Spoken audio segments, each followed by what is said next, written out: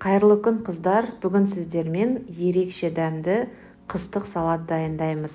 Салат өте тойымды, себебі құрамында күріш бар. Қыстың күндері аппетиттеріңізді ашатын, аппетитка салатын қазір жасап көрсетемін. Каналға тіркеліп, комментарий қалдырып, шабытыма шабыт қосып отырыңыздар.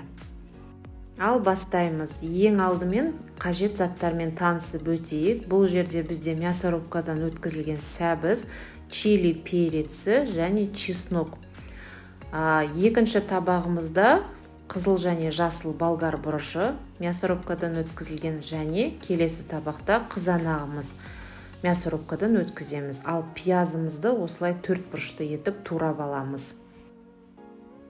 Аз ғана күрішімізді жақсылап жуып тазартып аламыз. Сұйық май әлбетте, және укропты майдалап турап аламыз. Лавр жапырағы және бүтіндей чили переці.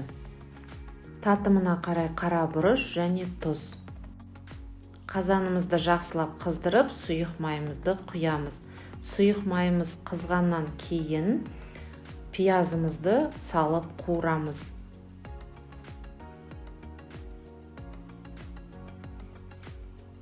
Пиязымызды жақсылап қуырып аламыз, араластыра отырып. Келесі кезекте бізде сәбіз, мясорубкадан өткізілген сәбіз. Осы жерде бізде чили переці бар, мясорубкадан өткізілген, және чесногымыз да бар. Барлығын жақсылап араластырып қуыратын боламыз. Пиязымыз бен сәбізіміз қуырылғаннан кейін болгар бұрышын салып, тағы да араластырып жақсылап қуырып аламыз.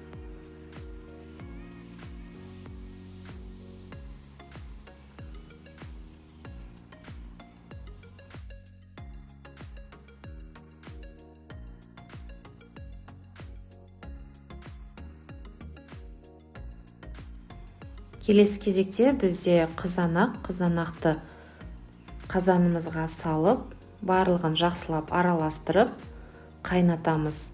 Отымыз бізде максимальныйда тұр, бұрқылдап қайнау керек.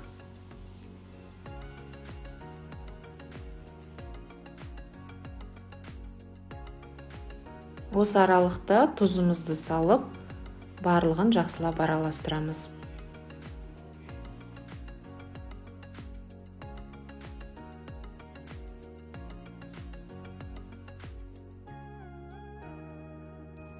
Қазанымыз бұрқылдап қайнағаннан кейін бүтіндей чили перецімізді және лавр жапырағын саламыз. Сондай-ақ қара бұрышымызды салып, барлығын жақсылап араластырып, бетін жауып қоямыз қазанымыздың. Маңызды момент, қыздар, осы бүтіндей салынған чили перецті және лавр жапырағын банкаға қосып салмайсыздар, себебі қышқылтым дәм береді қыстың күндері банкада тұрған кезде. Сондықтан піскеннен кейін алып тастайсыздар.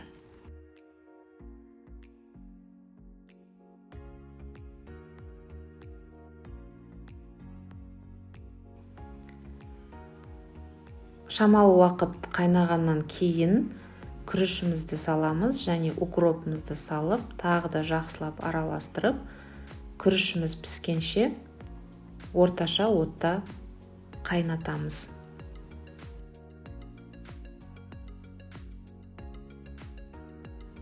Күріштің пісуіне назар аударасыздар.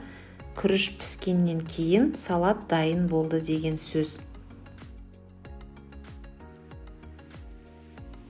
Стерилденген банкаларымызға салатымызды ыстықтай құйып шығамыз, және банканың қақпақтарында ыстық суда қайнатасыздар. Бұрандалы қақпақтарды да қолдансаңыздар болады. Менде қазір бұрандалы қақпақ болады, немесе закровашкамен жабылатын қақпақтарды да қолдануға болады. Жасап көруге кеңес беремін бұл салатты, себебі өте дәмді, әрі тойымды салат. Астарыңыз дәмді болсын, Алла істеріңізге береке берсін.